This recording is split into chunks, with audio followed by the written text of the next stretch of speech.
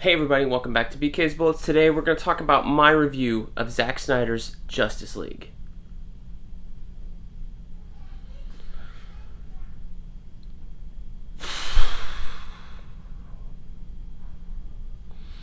Hey everybody, welcome back to BK's Bullets. As always, I'm your host, Brent Kossinacut. And before we get started and dive into this monster of a film, let me ask you to do one thing. Please subscribe. Helps me out, helps you out, lets you know when I post new videos, that you'll see them in your feed. Hit that bell if you want to know exactly when they go live.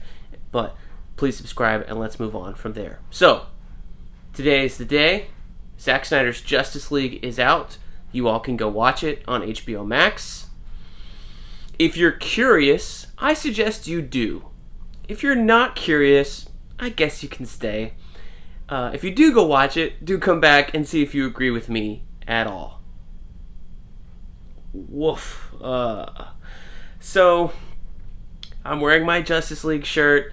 I rewatched Batman v Superman and the theatrical cut this week to prepare, to try and get excited and stuff. And rewatching Batman v Superman, the Ultimate Edition, this is the only version I've rewatched. I have not rewatched the theatrical cut. That movie does breathe. It does move. I am kind of growing on that film. I still really love Man of Steel. But this Justice League, man, I think I was a little bit positive, or a little more positive on the theatrical version of Justice League. You want to call it Justice League, when Joss Whedon came in and reshot half the movie and cut it down to 2 hours. And thank God he did. That first Justice League, the theatrical cut, does move. It doesn't sing necessarily, but once Superman arrives and you've got the 30 minutes left in the last quarter, you know, it takes off. I've said that movie takes off like a rocket ship when Superman returns, even though there's still a lot of weird stuff in the first half of that movie that I just felt was kind of off.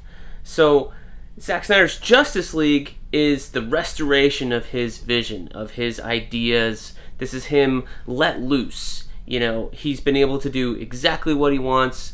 No strings attached, pure creative freedom. Apparently he didn't even take $1 to finish this movie. He got paid on the original film, and this was I don't know if it was a passion project or it was something just to please the fans kind of thing. He's certainly doing a lot of promotion for it, and he deserves all the credit in the world for coming back to finish this movie. Is it any good, though? I don't think so. This movie is too long. Way too long. You could have cut this thing down to 3 hours, for sure. There's no reason at all that a film needs to be 4 hours long. Maybe if you're doing you have films that are 4 hours long. I guess if you want to put in Return of the King is really long. If you want to put both Deathly Hallows movies together, they're probably 4 hours long. But those movies have things to move to, right? They move very quickly. It doesn't feel, at least when you're watching the first half of one, it doesn't feel like you're watching something that you're ready for it to be over. I remember watching Deathly Hallows Part 1 and Part 2 last year, and I was excited. They were going, they were moving. I was enthralled. Zack Snyder's movie here, this Zack Snyder's Justice League, does not have me enthralled. It does not move. This thing is so freaking slow. If you've seen Watchmen, any version of it, you know the pace that I'm talking about. That is the pace that this movie moves at. Now, Watchmen as a comic book works at that pace. It's narrative, it's dense, it's overwrought, and there's a lot to think about and unpack in each page and panel of that comic book. But Watchmen as a movie, I never thought really worked at that pace because you're packing too much in, and even if you were packing so much in, like Zack Snyder was so slavishly loyal to the visuals of the comic book and to the pace of it, I think that movie suffered. Because a film is a different thing than a comic book. This thing here is like that same pace as Watchmen. Slow, drawn out, dragged on, and the first 30 minutes I was good, I was excited. By the time I got to an hour, I was like, okay, we're getting there. But 2 hours, 3 hours, 4, Oh my, I was just ready for this movie to be over. So, is there anything else wrong with it than the pace, Brent? Are you only complaining because it's 4 hours long? Yes, I am complaining. I think the pace has a lot to do with why this movie stumbles. I don't understand how this movie is getting a 75, 77% on Rotten Tomatoes, how reviewers are praising it and saying it's good. I wonder if that's just because it's been a year of 2020 and 2021 where we haven't gotten any sort of superhero slugfest movies, superhero events, and maybe that's why people are liking it more, or they've rewatched the theatrical cut and then immediately watched this one and said, oh yeah, well this is better because this, and this. But looking at the movie as a whole, I don't say that it's better, I say it's about the same. About the same. And if you add on 2 extra hours and say, okay, this movie's about the same as the theatrical version, but you've got to sit through 2 hours more of a slower paced movie, are you going to judge it the same? No. That's where I'm at. So I definitely think it struggles with its pace. That's the number one thing. Yes, there's a lot to do. You can explain away everything. You can say, oh, well, we had to meet the Flash, and we had to meet Cyborg, and we had to meet Aquaman. And yeah, some of these things are a little bit different because we're post 2 Wonder Woman movies. We're post a great Aquaman movie. We still haven't gotten a Flash movie. We are in, we don't have a Cyborg movie or anything yet. So we did meet all these characters, but it didn't need to be this way. It didn't need to be this way. So I know the consensus is that he shot all of this. This is the original thing he shot. There's stuff in here that I agree is probably what he shot. A lot of the effects are finished. A lot of the effects look great. Some do, some don't. Some suffer. Not everything is perfect, right? Martian Manhunter, no surprise there. It was a tacked on thing at the very end, and I didn't really like that. He looked kind of weird compared to everything else. That, I think, was a rush job. But this movie doesn't need to be this long. There's no way it needs to be this long. It's like every shot is a slow establishing shot into a scene. Everything kind of moves super slow. The action is better, certainly. The Amazon scene with the mother boxes, I enjoyed more immensely than I did the theatrical version. I felt the tension there. I got excited. I thought the action was a lot better there. So maybe that helps. The final battle in the Chernobyl area in Russia was a battle. There were moments I did like more, and there were moments where I thought they could have pushed and pulled. Certainly, the use of Superman in this movie is a lot less than it was in the theatrical version. And that's, I think, the mistake. Because that's what I love the most about the theatrical version, was that when Superman showed up, the movie took off like a rocket ship. He was there to save the day. He was in the red and blue. Yes, you get Superman in the red and black, and yes, it's true to the comics, and blah, blah, blah. But Superman comes in, and he barely saves the day in this movie. Not to mention how they use the Flash there, which I don't feel either way about. It was just like, I was ready for the movie to be over. So, I don't know that I could give you an accurate recommendation for this movie. If you want to sit through 4 hours of a Zack Snyder Justice League movie, go right ahead. I encourage you to do so if you really want to. If you've sat through it and you regretted it, I'm here with you. I don't know that I'm going to watch this again. I was planning on watching this maybe one other time this weekend. We're doing a big comic timing podcast about it on Tuesday, so I thought, maybe I'll watch it a second time because this movie's got really good reviews, etc., etc. It's going to be, a blast. There's people online. I mean, shame on me for believing Kevin Smith saying that when you sit down, time flies by. You're enthralled. That was not the case for me here. Not the case at all.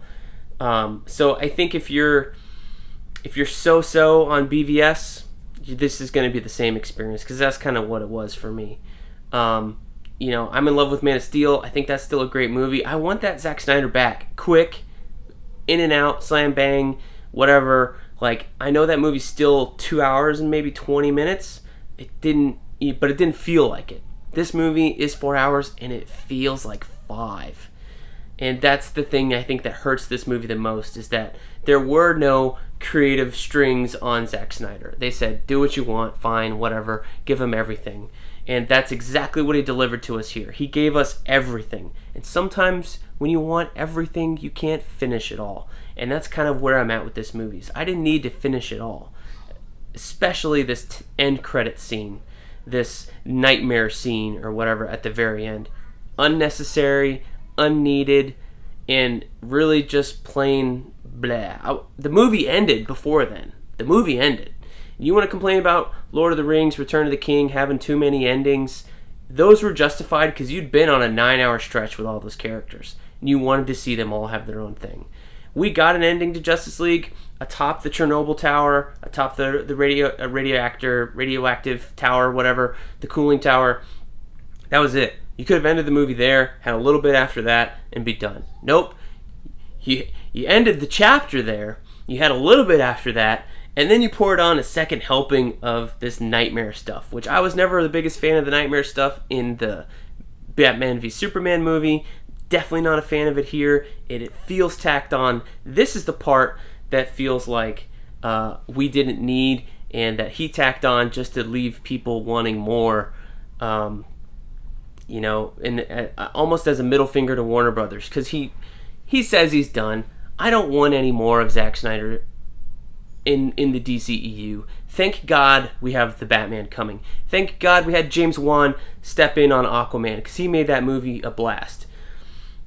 Thank God Wonder Woman, did what it did. It doesn't feel like this.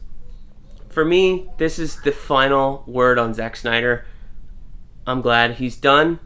I think it's over. Let's move on from here. I don't think we need any more of Zack Snyder in the DCEU. As much as I liked Man of Steel, I'm done. I think I'm ready to have less Zack Snyder and more new voices, new takes. And I hope the other DCEU filmmakers, with Black Adam, with Shazam 2, with whatever Wonder Woman 3 ends up being, with this Blue Beetle movie, if they're going to make that, Batgirl movie, a Static Shock movie, all these guys, I hope they look at this and go, this is too long, 2 hours, 2.5, I'm good. Make it sing, make it fast, make it exciting, make me want to sit down and watch the whole thing. Anytime I had to go to the bathroom in this thing, I did. I didn't stop. I didn't say, I can wait. I mean, part of that has to do with being at home and watching it in the daylight hours, but I was not like, I'll wait a little bit longer because this is really good at this point. Nope. I stopped. I got up. I took a break. I came back. And that happened a lot in this movie. That's me personally, probably. But anytime I felt like I needed a break, I took one because I could and because it wasn't that exciting to sit through. So, yes, I'm probably one of those people I'm going to get bashed as a Snyder hater or whatever. I've been defending Man of Steel for 6-7 years. Don't get me wrong. Batman v Superman I felt was a stumble. I don't like this version of Batman. I'm not a Batfleck fan. Yes, I have a shirt on, but it came with a crate. So I put it on for the review, to watch it, all this stuff. That doesn't make me a Snyder bro or Snyder broning, whatever you want to call them. But I'm so ready for this to be over. So I'm going to end it there before we get really negative. I mean, okay. I guess you should talk about a few things, Brent, that are good in the movie. What's good in the movie? Cyborg is good in the movie. Flash is way better in the movie. Wonder Woman's way better in the movie. Aquaman is about the same. There are a lot of differences, but there's a lot of differences because there's 3 hours of this movie that weren't in the last one, right? And half that last movie was Joss Whedon stuff. Does it make it better? No, it doesn't make it any better. You just get a little bit more and a little bit more and a little bit more, and it's like they keep telling you, like finish your plate, and you can't. You're almost done, and then they add on more, and then they add on more, and they're like, you can't get up till you finish your plate. That's what this movie feels like. So even the things that I want to say are better, I still can't talk about in a positive way because I was so done with this movie at 2.5 hours and felt like this movie is a waste of time. So there you go. I guess let's end it there. If I can't say anything positive, why talk anymore?